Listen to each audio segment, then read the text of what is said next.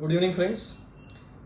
What is the limit of taking registration under GST, whether it is 0 or 10 lakhs or 20 lakhs or 40 lakhs rupees? This question we are answering today. Just like life, there are no specific answers in GST. We need to verify many of the things. What is the importance of registration in GST? Registration in GST is linked with taxability. So that's why registration becomes very important. Once you take a registration, then after no limit is applicable to you. Once you are registered, you are required to pay GST. So I will try to explain how exactly the GST registration requirements are specified in law. I am not a teacher, so I will not be taking the things clause by clause, but I will try to explain the important things in as simple manner as possible. This specific session I am taking in English for no specific reason. Further, I am taking many of the things from this book, so I should give the credit to the author also, but I am the author of this book, so there is also no need to give credit also, friends. As we understand, none of the things in GST are straight and simple. So is applicable to GST registration also.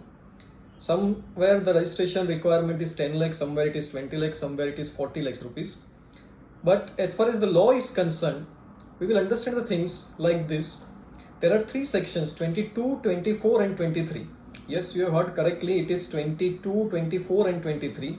We need to understand 22, we need to understand 24, and only then after 23. Because section 23 will be having an overriding effect over section 22 and section 24. What is the importance of these sections? The basic requirement or the threshold is specified under section 22. Section 24 is saying whatever has been prescribed in section 22, whatever is the threshold limit in section 22, just ignore. If you are covered into this clauses, then you are required to take compulsory registration without verifying how much is your aggregate turnover. This is given in section 24. Section 23 says if you are covered into these categories under section 23, then you are exempted from taking registration. So even if section 22 is saying that take registration, or section 24 is saying that take registration, if you are covered under section 23, you are not required to take registration. So first we will understand 22, then we will understand 24, then we will understand 23.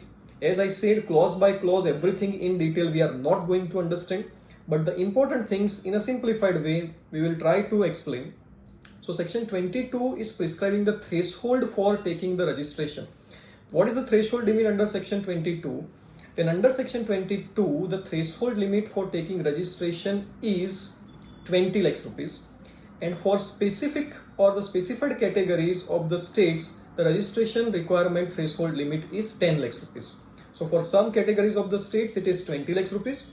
For some categories of the states, it is 10 lakhs rupees.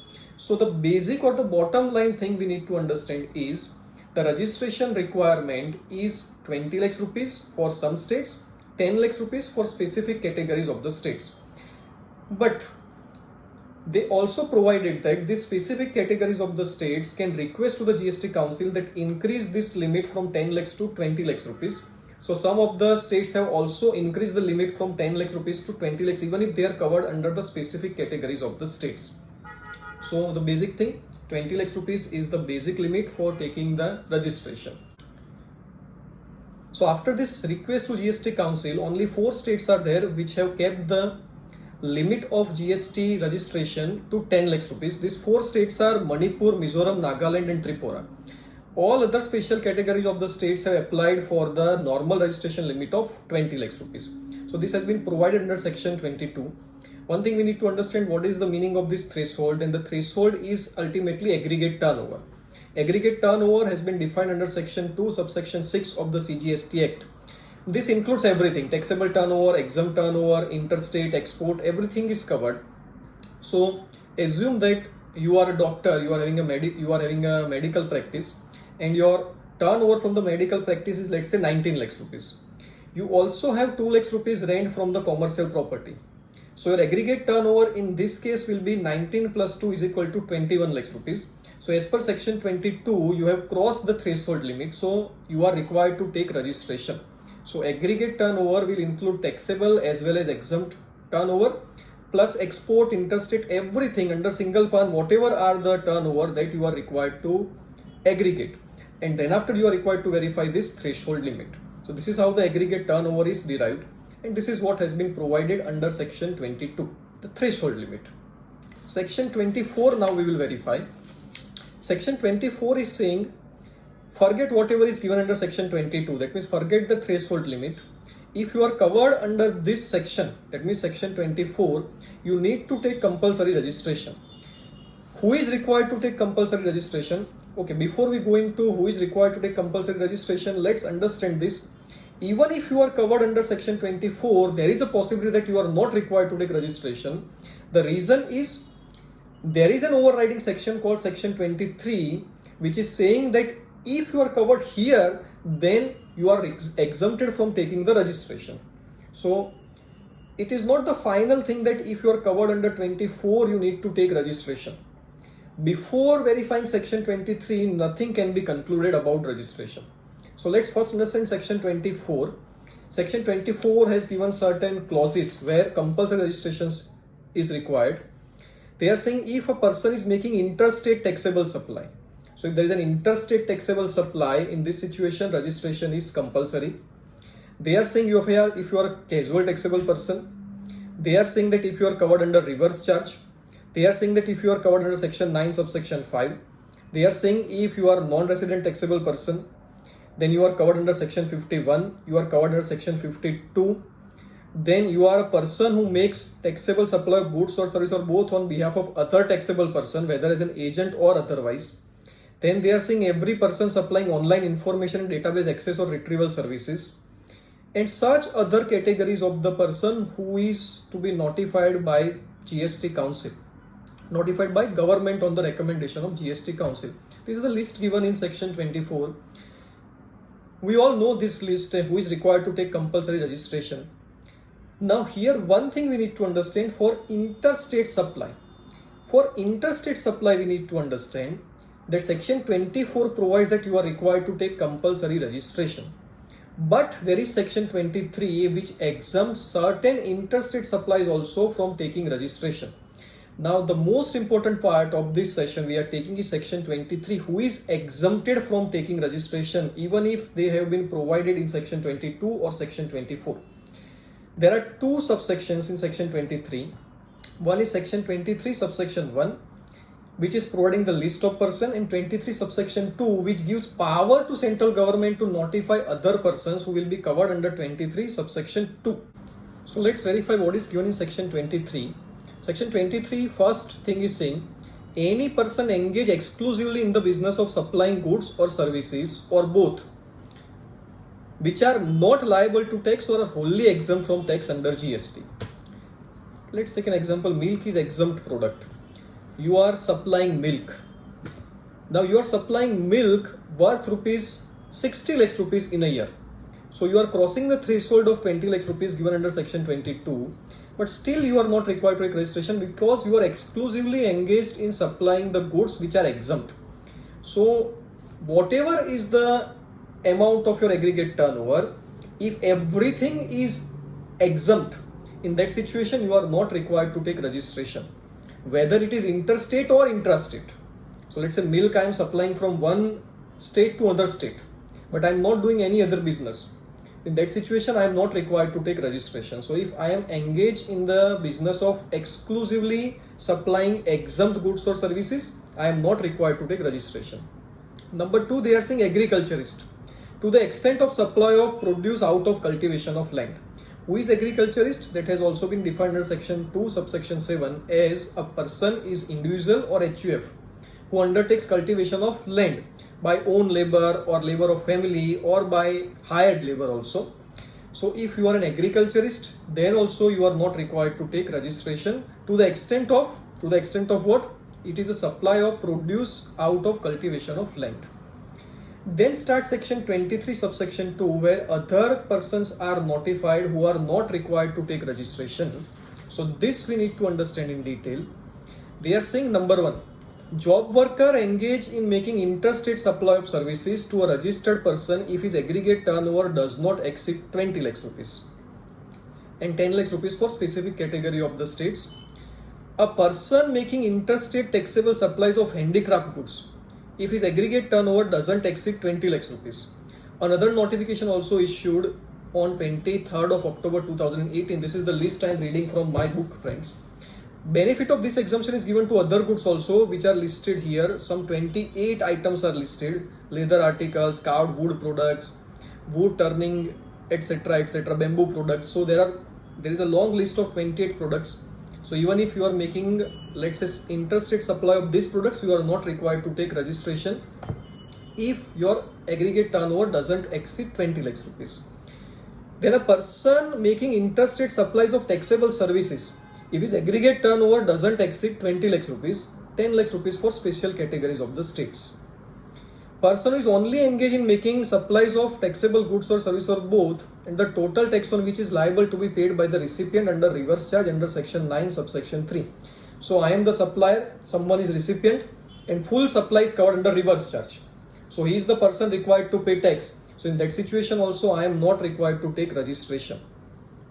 If you are a supplier of service and you are supplying the services through electronic commerce operator and your aggregate turnover doesn't exceed 20 lakhs rupees, for special categories 10 lakhs rupees, then also you are not required to take registration. Now this thing we need to understand like this. What they are saying is interstate intrastate difference we need to understand. Another notification also issued under same section 23, which is saying if you are engaged only in intrastate supply of goods, then the higher limit of 40 lakhs rupees will be applicable.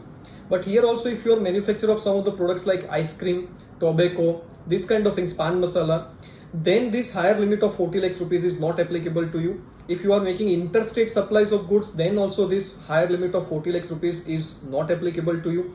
If you are doing these things in the special categories of the states, then also this higher limit of 40 lakhs rupees is not applicable to you. After understanding this many things, let's summarize the things in a simplified way. How many limits are there? One is 0, second is 10, then after third is 20, and then after there is 40 lakhs rupees. Let's understand first to whom 40 lakhs rupees limit is applicable. 40 lakhs rupees limit is applicable only to goods. That too only for intrastate supplies. That too if they are out of the list, that means ice cream, then after pan masala, tobacco, these products are not there and not in the special categories of the states, then the higher limit of 40 lakhs rupees will be applicable. Suppose I am in Gujarat, I am having a small provision store and my aggregate turnover is, let's say, 38 lakhs rupees, and I am not providing any service, I am not making any interstate supply. In this situation, higher limit of 40 lakhs rupees will be applicable to me. Second thing is to whom this 10 lakhs rupees or 20 lakhs rupees will be applicable, then that is given under section 22. Normal limit is 10 lakhs rupees or 20 lakhs rupees. Now, who is required to take compulsory registration in case of interstate supplies? For interstate supplies, understand this thing carefully. If you are engaged in supply of goods, then even 1 rupee, 1 single rupee goods you are supplying in an interstate supply, you are required to compulsory take registration. However, if you are covered under those supply of goods which are given under section 23 subsection 2, the 28 list of items, then you are not required to compulsory take registration if your aggregate turnover doesn't exceed 20 lakhs rupees. Let's say I am providing normal goods which are not covered here. Only 10,000 rupees turnover is there, but it is interstate goods. In that situation, I am required to take compulsory registration. Let's talk about the interstate supply of services. For interstate supply of services, this kind of provision is not there. For interstate supply of services, 20 lakhs rupees threshold limit still stands. That means I am, let's say, providing service to someone sitting in Maharashtra and my aggregate turnover is, let's say, 15 lakhs rupees. In that situation, I am not required to take compulsory registration, because for interstate supplies, compulsory registration is applicable only for goods. You also need to understand one very important thing. Export of service is also interstate supply of service. So to that also 20 lakhs rupees limit will be applicable.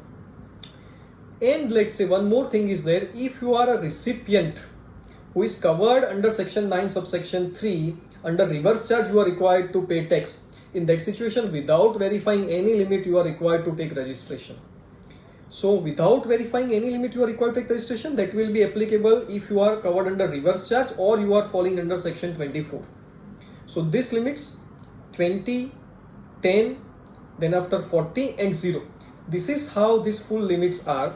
So you need to ask very important questions. First question you are required to ask is whether you are supplying goods or services. Number 2, whether it is intrastate or interstate. Number 3, in which state or from which state you are making these supplies.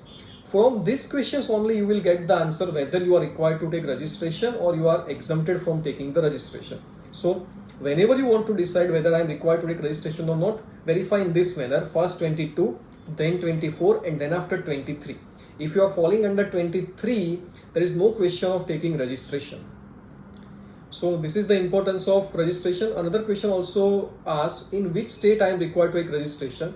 Then 22 clearly says you are required to take registration in a state from where you are making taxable supplies of services. For example, this example I have taken in my book.